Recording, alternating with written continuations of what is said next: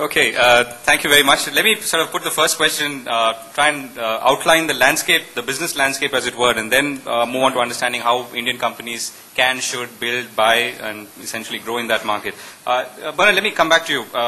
If you were to look at the landscape today, I mean, a lot of analysts were saying that you've had a bad 2006, and markets like UK and Italy have not been very kind to you. You're doing some sort of restructuring. You've called it the 303 plan. How would you sort of define the overall business environment for you?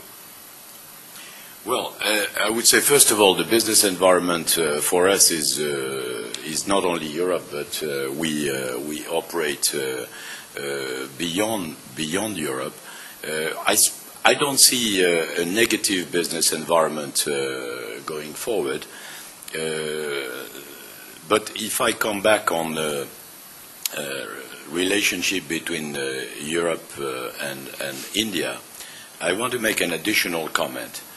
I think one of the key issues, I believe, is for India to convince Europe that mission-critical systems as well can be operated out of India.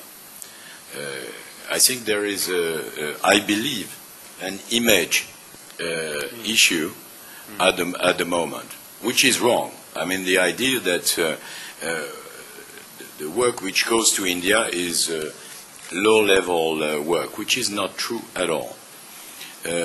So what I'm interested in is what I call the second wave of offshoring, which is going to concern outsourcing and probably some of the mission-critical systems.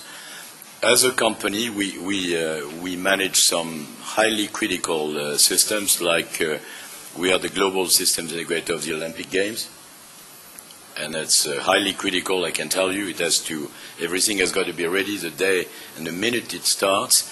We are managing a lot of stock exchange in the world. Euronext, for example, we are the technology arm of Euronext.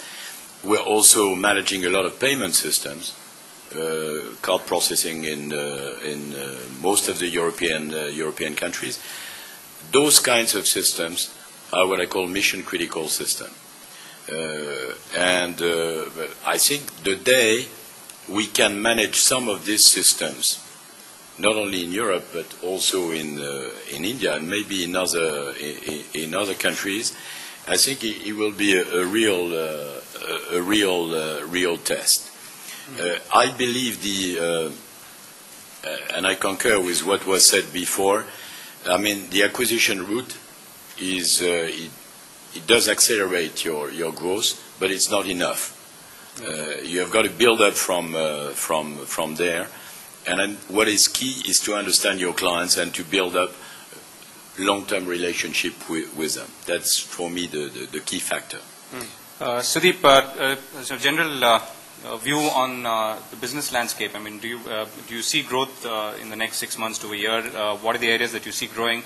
Also, if you want to touch upon Bernard's point about the perception of Indian companies and their ability to handle mission-critical services. I'll try to limit the answer to the business environment as we service providers from India see it from a European perspective. If you see the announcement of results of the top 5 Indian companies of the last 3 or 4 quarters, consistently for all of the companies, the growth in Europe has outpaced the growth in US. Whether the phenomenon is because of a pent-up demand that is being fulfilled today, or rapid realization in Europe in different companies that India is able to do some mission-critical work, or it's a demand from the corporates in Europe to feel that we are losing global competitiveness. To be globally competitive, we should take some risks, and we should not just go to Eastern Europe or not just go to Morocco or Tunisia, but also try out India. I think we are seeing the demand environment in Europe very, very robust. But to be really able to exponentially increase that, we have to make a lot of front-end investments, unlike what we have done in the US. To an extent, I feel that the success of all of us companies in the US has seduced us in thinking that the same model will work in Europe. It will not work at all in Europe. It's a different model entirely in Europe. You need strong front-end. You need local presence because of cultural reason, language reason, comfort, and so on. And that is a critical requirement for us to be able to accelerate the growth rates and continue for the next 6 months or 6 quarters to get growth from Europe. Because Europe as a bloc, the IT spend is equal or more than that of US. But for us, it's 80-20 or 75-25, which is unbalanced. Probably because we've not made the kind of investments which we need to make. Subhash, can I put that to you? Your sense of the business landscape in telecom, maybe operating support systems, and also your sense of how companies view you as someone who can take on mission-critical applications in Europe. Well, initially it was definitely a very difficult proposition when we actually provide software solutions which runs 24/7 and processes millions. In fact, in one case in Europe, we are processing about 400 million transactions a day, which is quite significant. And of course, India is starting to catch up. Some of them are talking about one Indian telecom operator the other day told us about 1 billion transactions a day, which is good. Anyway, so there are significant activities that we are undertaking at this point in time. Initially, when we went in as an Indian company without a significant European presence, we had an office in UK, but it was a small office. It was very, very difficult. But ever since the transaction that we've had in UK, ever since the acquisition, when as somebody pointed out, the kind of people who are used to moving in that market and interacting with individuals whom we need to interact with, things have changed dramatically. There's a lot of acceptance I see. Of course, as people have been pointing out, the acceptance is different in different countries. UK is probably the easiest, and certain other countries are much, much more difficult. That is for sure. But the bottom line is that it's about relationship indeed, and they like to work with people whom they have worked with for a very, very long time.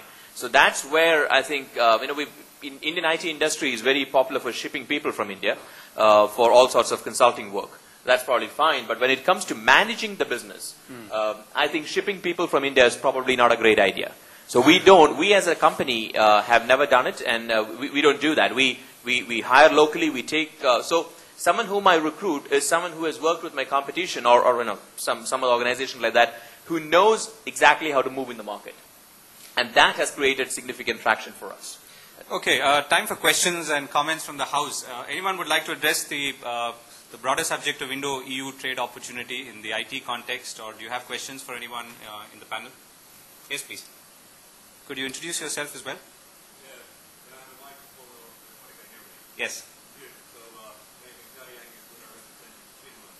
I really like the 2 points of view that the panels have expressed. The first one was more or less the market-driven expansion from India to Europe.